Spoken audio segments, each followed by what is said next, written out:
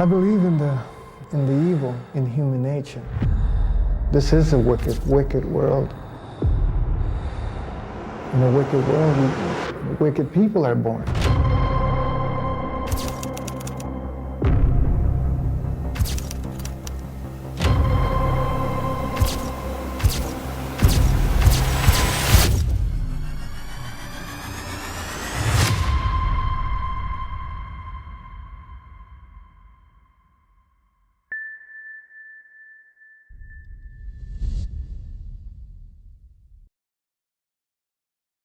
Четвертого сентября 2005 года около 7 часов вечера белый автомобиль свернул на шоссе Принцесс Хайвей между Винчесли и Джелонгом в Виктории. Водитель, не справившись с управлением, врезался в ограждение плотины. Из-за сильного удара машина слетела с моста и погрузилась в воду. За рулем автомобиля был Роберт Форкварсон. Во время происшествия в салоне были 3 его сыновей. Он возвращал их матери после дня отца, который он захотел в этот вечер провести вместе с ними. Дети утонули, а Форкварсону удалось освободиться. После того, как Роберт выплыл к берегу, он вышел на дорогу, остановил машину и попросил водителя отвезти его в близлежащий Винчесли. Водитель позвонил в службу экстренной помощи Австралии и сообщил о случившемся. Уже через пару часов Роберт Форкварсон стоял на месте происшествия, завернутый в одеяло, и наблюдал за тем, как водолазы ищут тела его погибших сыновей. Мужчина сказал полицейским, что он упал в обморок и потерял контроль над своей машиной, которая в итоге провалилась в дамбу. Он кратко сообщил, что его старший сын открыл дверцу машины, в результате чего она наполнилась водой и затонула. После дачи показаний Роберта доставили в больницу Джелонга, опасаясь переохлаждения потерпевшего. В 10 часов вечера, лежа в отделении неотложной помощи под присмотром медсестры, Форкварсон рассказал более полную версию своей истории на диктофон, который держал сержант полиции Роан Кортис. По словам Форкварсона, во время поездки у него начался сильный кашель, из-за которого он потерял сознание, и машина переехала через дорожное ограждение прямо в воду. Его сын Джай запаниковал и открыл дверь, вследствие чего салон начал заполняться водой. Форкварсон быстро закрыл дверь машины и попытался отстегнуть детям ремни безопасности, чтобы те смогли выплыть на поверхность воды. Роберту удалось выбраться из затонувшего автомобиля. Также он сказал, что пытался вытащить детей. Мужчина несколько раз погружался в воду, чтобы спасти их. После тщетных попыток он решил позвать других на помощь. Роберт также утверждал, что несколько дней не ходил на работу и принимал антибиотики из-за инфекции горла. В машине был включен кондиционер, который, по его словам, и спровоцировал приступ кашля. Форкварсон клялся в своей честности и убеждал полицию, что именно так все и было.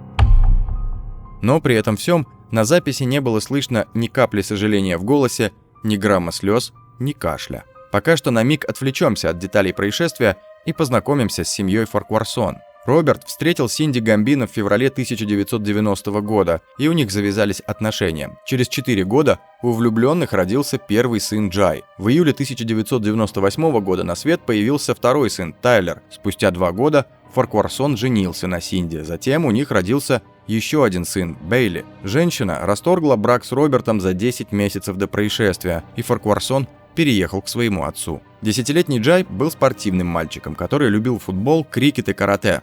Ему нравилось подрабатывать на стрижке маковых лужаек, но больше он обожал искать мелочь на кресле, которая когда-то выпала из кармана его дедушки. Джай ехал в передней части машины. Полицейские обнаружили мальчика поперек сидений, наполовину высунувшимся из водительской двери. 7-летний Тайлер унаследовал улыбку своей матери. Он любил хот-доги, лепешки и бабушкин овощной суп. Мальчик был шутником, любил корчить рожицы и разыгрывать семью. Его нашли лежащим со стороны водителя в задней части автомобиля. Его голова была рядом с дверью, а ноги находились между 2 передними сиденьями. 2-летний Бейли назвал своего пса Гаф, а кошку Киса. Попугаю он дал кличку Птичка. Мальчик любил кормить его хлопьями, пока тот сидит у него на плече и смотрит по сторонам. Бейли часто хулиганил, а когда ему говорили, что это непослушание, он разыгрывал свою самую сильную карту, говоря, что он всего лишь малыш. Запутавшийся в ремнях детского кресла на заднем сиденье, младший из сыновей, теперь навсегда таковым и останется – 2-летним ребенком.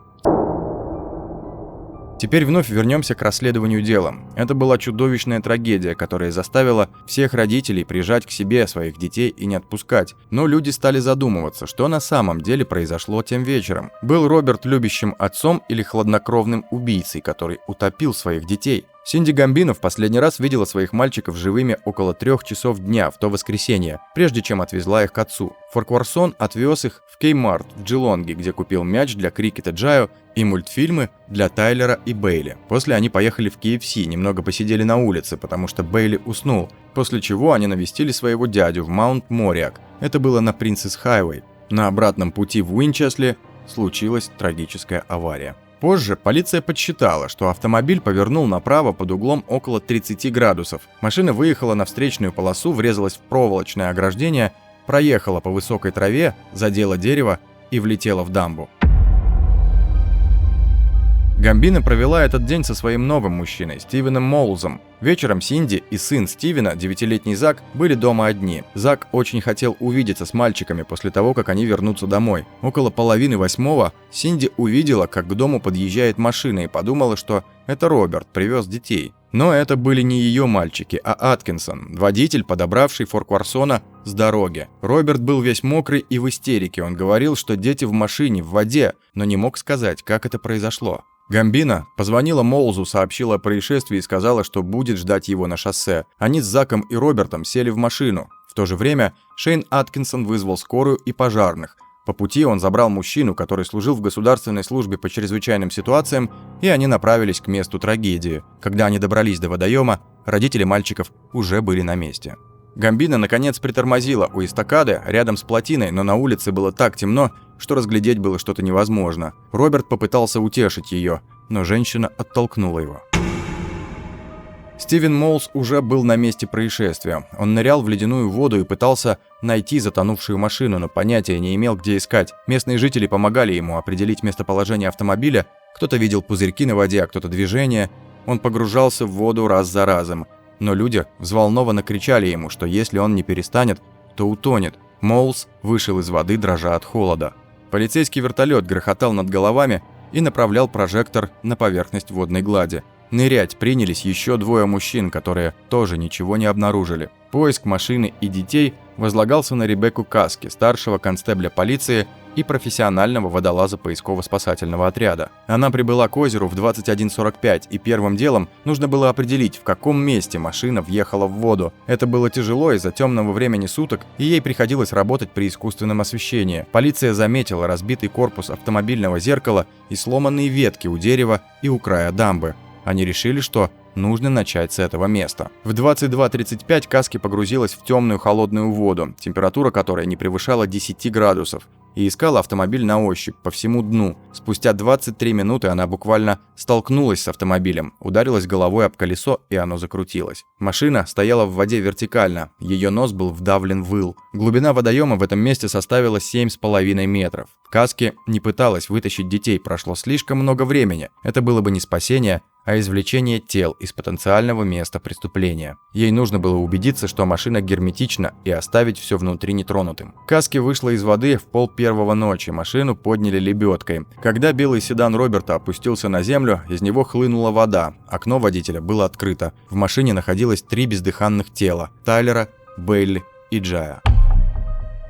Позже обнаружилось, что обогреватель, зажигание и фары были включены. Также полиция не смогла найти на земле никаких физических доказательств, подтверждающих заявление Фаркварсона о том, что машина вышла из-под контроля. Майор Коллизион передала расследование в отдел убийств. Джерард Кленчи был информатором в этом деле, полицейским, который следит за сбором всех улик и доставляет протокол для обвинения. С ним работал и старший констебль Эндрю Стемпер. Кленчи сообщил, что они хотят, чтобы Фаркварсон вернулся в отдел по расследованию убийств, чтобы провести видеозапись интервью. Полиция тайно записала их разговор с Робертом, главным подозреваемым, во время поездки на машине в отдел. 2 офицера играли в хорошего и плохого полицейского. Кленчи говорил редко и старался разговаривать безразличным тоном. Он был за рулем. Стемпер же, наоборот, был разговорчив и пытался установить контакт с Робертом, рассказывая о своем собственном опыте разлуки с детьми. Стемпер начал с вопроса о самочувствии Фаркварсона. Тот сказал, что чувствует себя настолько плохо, что ему даже пришлось спрашивать своих сестер, какой сегодня день. Во время всего разговора полицейские наступали и отступали, расспрашивали о браке, затрагивали щекотливую тему, а затем возвращались к несвязной болтовне. Подозреваемый запротестовал и сказал, что ему не нравятся подобные расспросы, ведь у него нет причин для лжи. Стемпер сказал ему, что они его не осудят и будут относиться с уважением, если тот расскажет, как все было на самом деле. Форкварсон настаивал, что в ту ночь он перепробовал все попытки спасти детей и никогда не стал бы сажать их в машину, если бы заранее знал, чем закончится эта поездка. Роберт утверждал, что он любил своих детей, и они были для него всем. По его словам, большая часть ночи была как в тумане. Он не знал, видит ли он воду перед машиной, не знал, когда очнулся, не знал, был ли телефон у водителя, который подобрал его на дороге. Это смутило Стэмпера. Форкварсон слишком многого не знал. Форкварсона привезли в маленькую комнату для допросов. Он сидел за узким коричневым столом, полицейские стояли напротив. Видеокамера, записавшая интервью, отображала затылок Кленча и фокусировалась на лице и верхней части Форкварсона. Он говорил, слегка опустив голову и смотря из-под лобья. Роберт пересказывал историю о приступе кашля и потере сознания, о том, как пристегивал детские кресла безопасности. Он активно жестикулировал, изображая перекидывание ремня через плечо. Странно выглядит тот факт, что Роберт не упоминал о своих погружениях в попытке найти детей. Кленч спросил, почему сперва он захотел поехать к Синди. Тот ответил, что у него не было телефона, и она была первым человеком, о котором он подумал. Полицию смутило, что Форкварсон первым делом не обратился за помощью спасателей. Он не мог вспомнить, почему фары были включены. Он не мог вспомнить, делал ли он что-нибудь с зажиганием. Полиция сообщила, что следователи не нашли никаких доказательств потери контроля над автомобилем, но тот утверждал, что не съезжал в воду намеренно.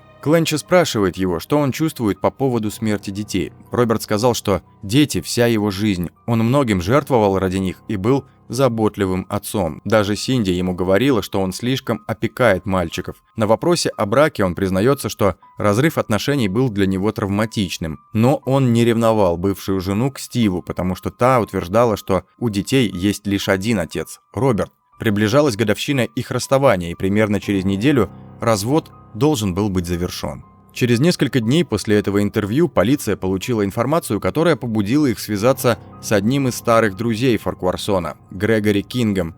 То, что он сказал им, усилило их подозрения насчет виновности Роберта. Кинг согласился носить скрытое записывающее устройство в 2 разговорах со старым другом. Но пока небольшая предыстория об их дружбе. Человек, написавший самый мрачный портрет Форкварсона, был одним из его старейших друзей. Грегори Кинг, водитель автобуса, худощавый, загорелый мужчина. Грегори с Робертом вместе выросли в Уинчесле и часто проводили время друг с другом. Кинг пытался видеться с Форкварсоном примерно раз в неделю, когда тот переживал из-за распада брака, но иногда это было трудно. Жена Кинга и 4 детей также требовали его внимания. Однажды Форкварсон сказал Кингу, что у него были мысли о том, чтобы съехать со скалы или врезаться в дерево. Кинг сказал ему: «Не будь дураком». За 2 или 3 месяца до Дня отца 2005 года Кинг столкнулся с Робертом возле магазина «Рыба с жареной картошкой» на главной улице Уинчесли. Это было около 6 вечера, в пятницу. Кинг припарковался на углу магазина, и его дети отправились за чипсами. Рассказ Кинга о том, что было сказано дальше, будет решительно оспорен адвокатом Форкварсона. Вот что Кинг сказал суду. Форкварсон был внутри магазина с рыбой и чипсами. Он вышел и встал рядом с дверцей машины Кинга, чтобы поболтать. Синди Гамбино свернула на 2 полосы вправо. Она вышла из своей машины и поздоровалась с ними обоими. Кинг тоже поздоровался с ней. Роберт был в ярости из-за того, что Синди подъехала на хорошей машине, и сказал: «Я заплатил за это $30 000. Она хотела этого, и они, черт возьми, на этом ездят. Посмотри, на чем я езжу. На чертовски дешевом авто». Форкварсон нервно говорил о доме и сказал, что Синди хотела всего самого лучшего, а они не могли себе этого позволить. Затем он сказал: «И теперь, похоже, она хочет выйти замуж за этого грёбаного придурка. Я ни за что не позволю ему, ей и детям жить вместе в моем доме, и я должен, черт возьми, платить за это, а также оплачивать грёбаное содержание детей. Ни за что. Я собираюсь лишить ее самых важных вещей». Кинг спросил его, что бы это могло быть, и он кивнул головой в сторону витрины магазина с рыбой и чипсами. Кинг уточнил: «Что, дети? Да, я убью их и сделаю это в день отца, чтобы все это помнили, чтобы в этот день я был последним, у кого они были в последний раз. Не у нее». В 11 часов вечера, в день отца, Кингу позвонили и сказали, что Форкварсон попал в аварию, и мальчики утонули на дамбе. Я потерял дар речи. Просто все это вернулось ко мне, разговор. Я был разбит, позже сказал близкий друг Роберта. Теперь снова вернемся к встрече Кинга с Робертом, которая состоялась уже после происшествия. Итак, полиция попросила Кинга надеть скрытое записывающее устройство и попытаться поговорить с Форкварсоном о том самом разговоре в кафе «Рыба с жареной картошкой». Он согласился. Позже эти записи были продемонстрированы присяжным. Первый разговор, записанный на пленку, состоялся в доме, где Форкварсон жил со своим отцом. Это произошло 15 сентября 2005 года, через 11 дней после того, как автомобиль врезался в плотину.